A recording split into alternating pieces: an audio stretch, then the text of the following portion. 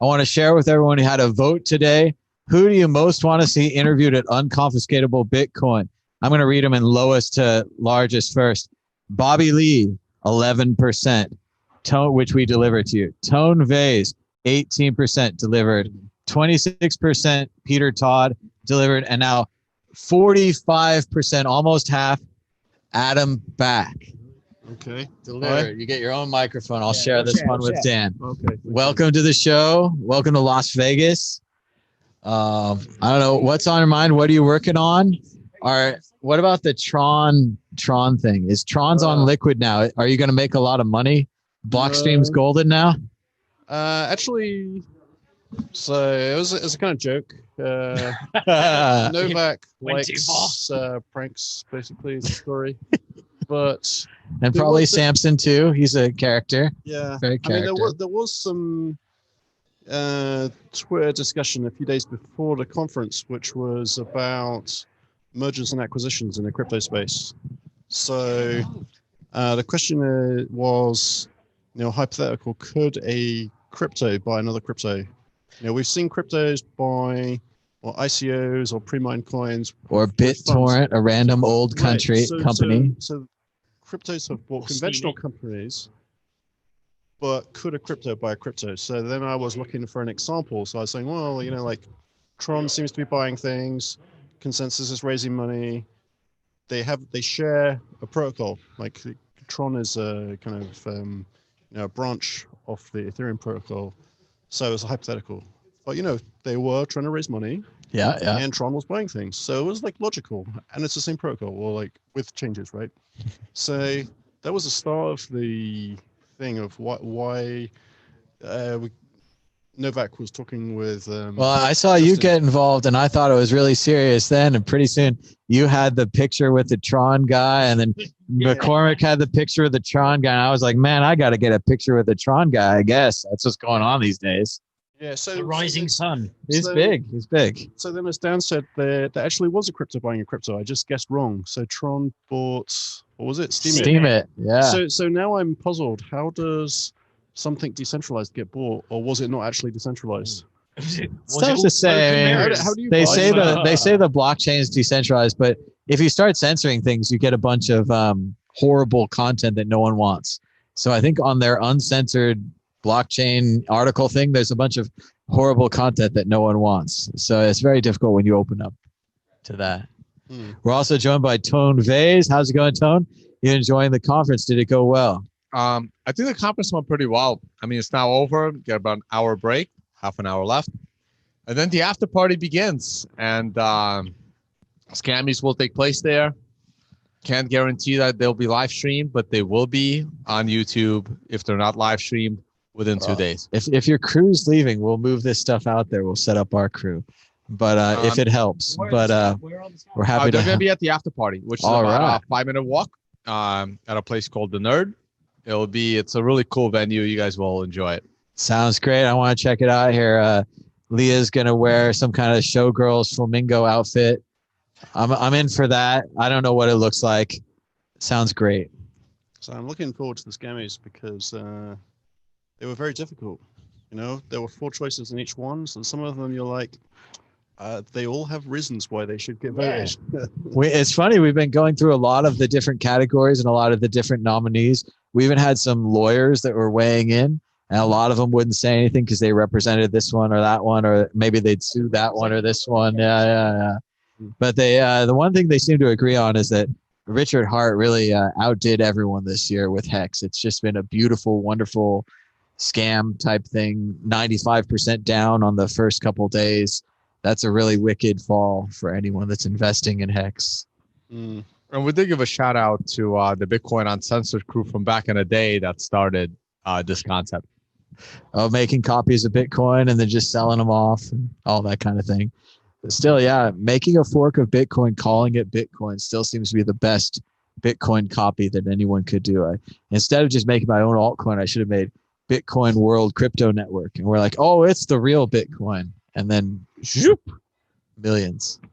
I mean, there were a bunch of forks that you could sell at the time. I mean, it's kind of petered out now, but I sold like I don't know, 5 or 6 different forks. I extracted the keys, so I had them anyway. So I'm like, well, you know, it's not many Satoshis per fork coin, but I have the keys anyway, so let's do it, right? I was telling Bobby Lee earlier your story that he had a bunch of his original poker coins that had Bitcoin on them, and suddenly they had Bitcoin Cash too. And you didn't care about the collectible value of the coins. You were going to get that cash off there and sell it for something while it was worth something. So Yeah, that was a pretty good much. idea. So, when Bitcoin Tone's vision. Never. Go on. Oh, when is Bitcoin Tone's vision? No. When Bitcoin Tone vision, like You know, I'm gonna. My buddy Rhett can make you a fork at any time. He loves copying I'm things. sure. You know, I was very disappointed Red didn't get nominated for anything. He's a winner. Yeah, here's maybe next year. But look, I'm gonna go like the Tone's version of Bitcoin is gonna be the consensus version of Bitcoin, and Adam Back is one, and Jan are here to, you know, help me decide what the consensus version of Bitcoin is. And so far, I've stuck with it. Yeah. I mean, it's an interesting question. What is Bitcoin? It seems to be like it's what the economic majority thinks so far. And it could be a possible future where what is Bitcoin might not be the highest market cap. Like if let's say Bitcoin got an enormous amount of ETF usage, so that, you know, 75-80% is an ETF, and the ETF fund manager decides, you know, we should have KYC in the core protocol, or something, you know, that users would dislike. That might create a fork where I would go with the smaller fork. I know I was certainly afraid when the Bcash forked off that they were going to convince Coinbase and other people to sell their product under the name Bitcoin, and that itself was such a successful attack that if you went to Coinbase and you bought Bitcoin and you got Bcash and it sent to you successfully because they sent the right thing, who cares about the real Bitcoin? If you can change the name, if you could steal the name, and for a minute it looked like they might be able to do it, you could win. Yeah, I mean, I think that if that had been tried, there were actually people queued up in the background who were going to do something about it. Like, they weren't going to take that lying down, basically. I think the synergy that we found earlier was that with religion, you've got the text that was so long ago that the person it originated from isn't around anymore, and you've got all these forks of the different interpretation, and that's how it is with with the white paper. There's cash, meaning cash that is peer to peer, that it's just normal cash. It's the notes. Then there's cash, which is the institutional cash, the M2 or the M3 or whichever one it is, and it's very interesting to see how everything's forking off. Yeah, I mean, it is a bit like branches of religion where people are taking very narrow literal interpretations of a scripture, and then like, there's like a whole different branch. And like the Satoshi quotes are so funny because, you know, there's usually a quote saying the opposite as well, right? So it just depends which one you want to do. My favorite one is still the one, I think it was to Dan Larimer from the Steemit and the EOS and the BitShares, but he says, I don't have time to explain it to you. If you still don't get it, I don't have time to explain it to you. Yeah, that was so good because he was so exhausted at that point, and I feel his pain because I've tried to explain Bitcoin simply, and then people tell me, "Oh, just make a video, explain Bitcoin simply." And I'm like, but then I explain this, and then I explain this, and then we're way out of control. That quote was to Dan Larimer, was it? Oh, yeah, it was. What? I didn't know that. I love that quote. It's on the Bitcoin Talk forum. Yeah. Byte Master. I've seen it like screenshotted 50 times, but I never knew it was to Dan Larimer. Yeah, it was to Dan Larimer. If you look I don't have time to explain it to you. If you look at the post above, it's by Byte Master, which is Dan Larimer. Yeah. Nice. Yeah. And it is amazing that we had people who were speaking to Satoshi. It's a bit like a Jesus type thing. Oh, I met him in the market and we had a little argument. Then it got written in a book for 1,000 years. Whoops. For Joseph and the golden plates. Yeah. Very religious. We're getting religious. All right, guys, I gotta head over to the after party and set up there. So I'm gonna let you guys go. Hopefully, I'll see you there soon. That sounds great. We might do the same thing too, but we got to ask Adam a few more questions. Go for while the audience here. But thank you, Tone, and thank you to the Unconfiscatable conference. Yeah. Drink down there, by the way. Thank you for coming and doing some interviews and supporting the event. Always Thanks so much, appreciate it. man. Love the World Crypto Network. Oh, Subscribe, thank you, guys. Tom. All right. We'll see you soon at the after party. Jan, do you have a question for Adam? I know you write mining software and Adam does Blockstream. Maybe you have a question. Well, my question to Adam would be at the time when he invented Hashcash. I thought you were going to say invented Bitcoin. Don't say that. What was his thinking if it could evolve to the scale where we are now? Like, was the base, of things. Because without the proof of work idea, which, I mean, when you look at it, it's just simple, but you just have to come up with the idea, right? Would Bitcoin have worked on proof of stake? Like, because it's Well, been that's- around for a that's- while, that's hasn't it? the So, discussion. yeah. So- Let's not go there. Like the scale. I mean, it did occur to me that you would get ASICs basically because I was thinking about the anti-spam kind of use case for anonymous remailers. So I figured that like spammers are pretty determined. So there's money to be made scamming. Actually, Richard Hart was a spam guy. before Yes. Bitcoin. Spam king. Yes, and so it occurs to me that you're gonna need ASICs. So the good guys should get ASICs too, so there's an even playing field. Otherwise, the spammers would be motivated to make ASICs.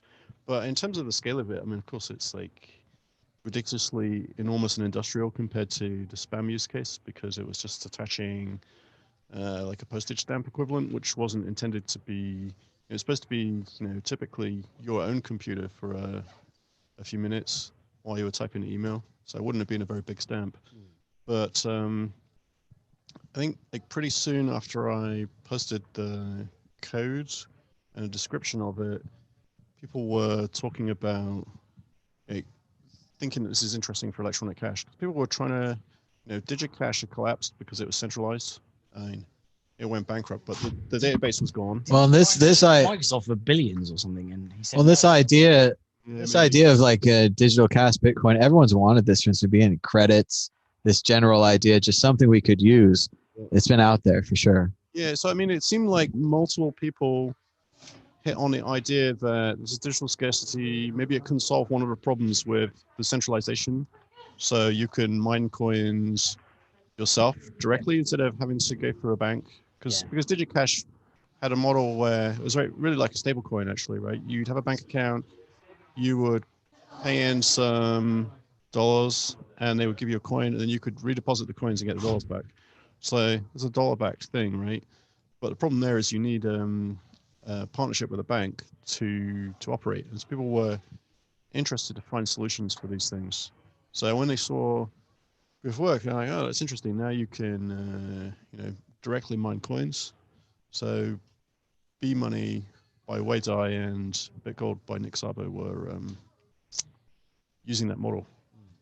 So there was like a secondary market. I mean, as a concept, right, that you would use mining to get coins. What I find interesting is the immediate reaction and like people are figuring out how to use it in a different way. Yeah, it's curious. I mean, it's you would think. I mean, I guess it must have been obvious to. It seemed to occur to multiple people like almost straight away. Or maybe it's the context as well. They were just they really wanted the extremely good privacy of the Trum's electronic cash system, and they were disappointed that it died. Right? So then they were like, well, okay, what can we do to fix it? Clearly, it's going to have to be decentralized, and then, trying to figure out. I mean, people were talking about, Byzantine general stuff. There's a lot of commonality with what's in Bitcoin in a way. I mean, none of these things were implemented, but the ideas were written in like blog post kind of level of description. So Chorm, was it Chorm who was DigiCash? Yeah. And so was it Microsoft? If I read rightly, Microsoft that tried to buy it, or there was a big player like IBM, Microsoft tried to buy it, and Chorm was like, he had the vision. Like Stacey was like, oh, it might be useful someday, but Chorm was like, oh, it's going to be global, and he rejected billions or something.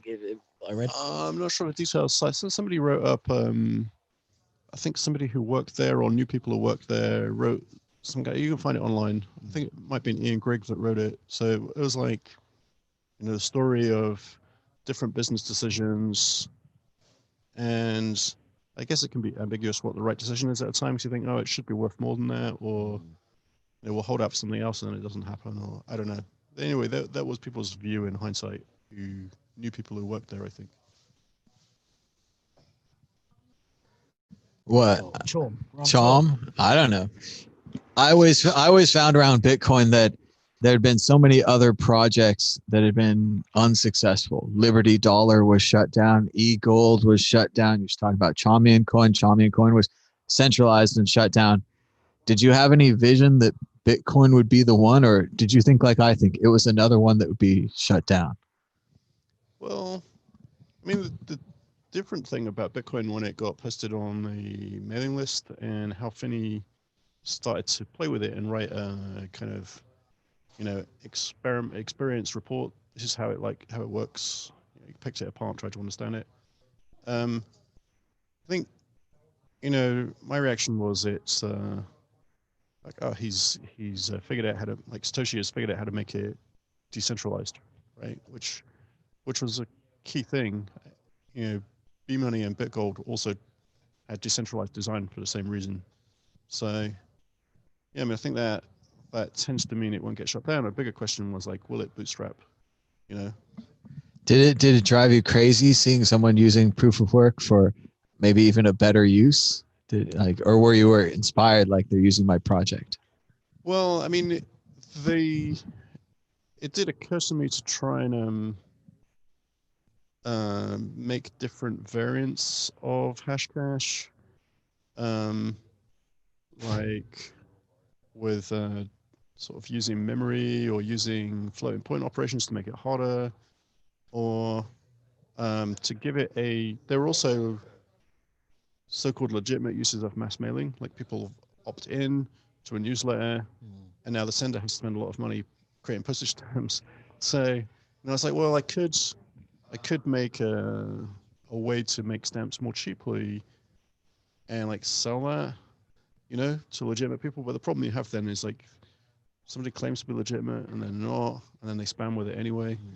And I just like, let's just keep it simple and flat, level playing field, basically. Does it have no a trapdoors? printing stamps problem as well? Was that kind of?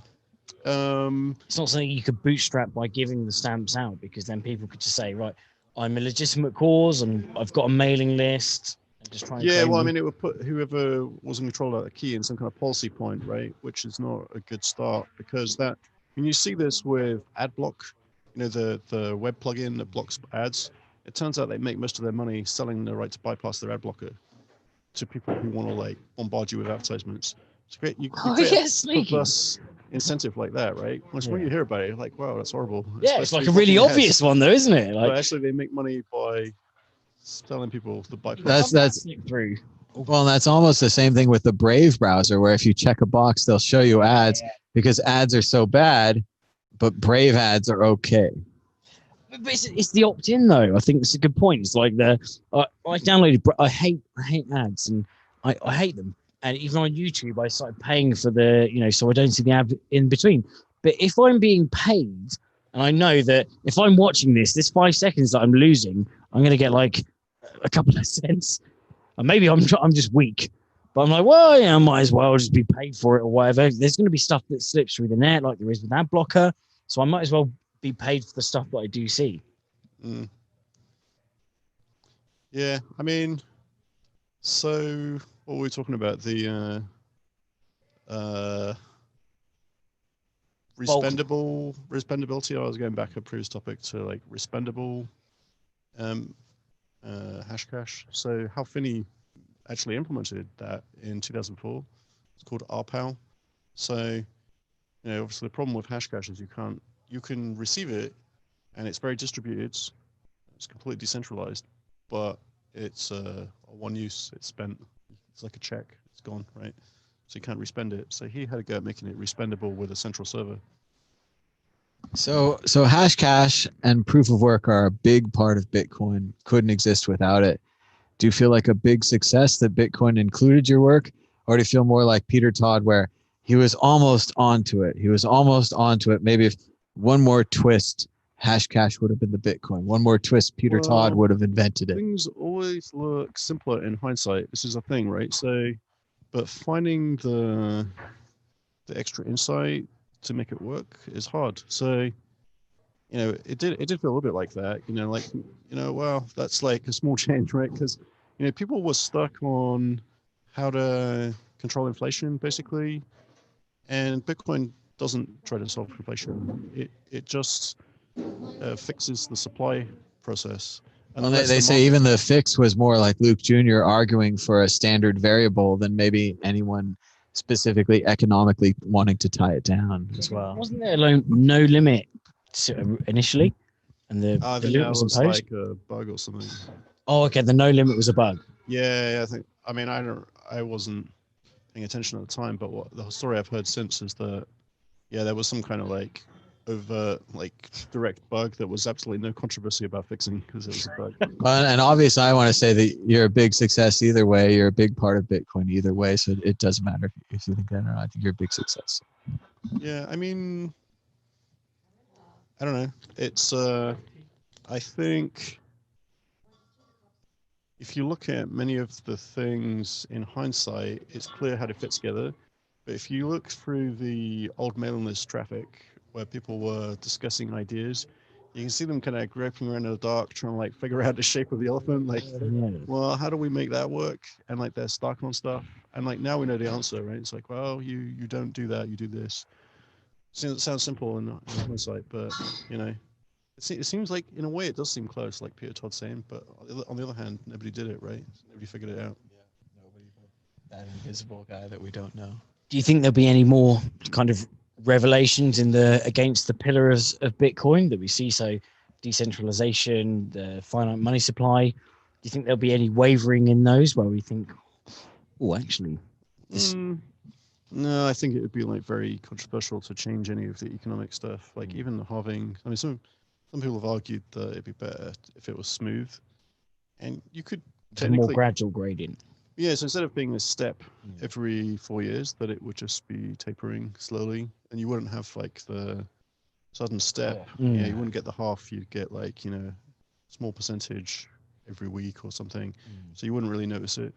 Then it would be priced in, wouldn't it? Oh, yeah. Well, I mean, even you could do that with a soft fork technically, but I don't think anybody would go for it because like people are like really nervous about changing anything at this point, right? So the other thing is that the economic parameters are probably to a certain extent arbitrary. Like 21 million versus 42 million is just a unit bias, right? So it doesn't make much difference. But I like it once it's locked down. Once it's a fixed number, I like it because it's fixed. Yeah. Well, I mean, there was another coin called Frycoin, which has got a demurrage, so it's sort of taxing coins that don't move to encourage them to move. And which you could defeat by just moving the coins around to your own address. Is that like proof of stake velocity, POSV, or like the? I don't know, but it's there's too many of them.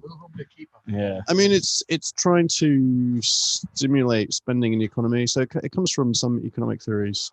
But my first objection when I heard about this thing was like, well, everybody has Bitcoin now. They're not going to opt into having this, demurrage tax. Because you can choose. You can use Bitcoin or you can use something that erodes. Because you could make a sidechain of Bitcoin where you opt into demurrage. I don't think it'd be very popular. Let's put it that way. It's an inferior project. You wouldn't want to use that. Your shares are unsafe. Yeah. It's like opting into, instead of my Bitcoin address, it's my national insurance number. Trust the government with your coins. You'll be fine. I mean, some people argue that you want, and that an advantage of continuous inflation is that it provides an ongoing subsidy. But and that's getting more and more exciting as more and more coins demand a subsidy, like the new Bcash that has they say now it's 5%, but it started at 12.5% tax. Oh, they reduced it, huh? That seems very arbitrary, but yeah. Very noble of them to reduce the tax. Did you notice that it was temporary? I don't know that. No, I didn't know it's temporary. No. It was similar to the Zcash where they had the founders reward, but then they realized that it sunsetted too quickly and it wasn't a big enough founders reward, and now they want a bigger founders reward. Yeah. But I mean, I thought the temporary was funny because income tax in the US, I think, was supposed to be temporary, Sure. and of course, once you got tax, We weren't supposed to have standing armies. That was a big no-no.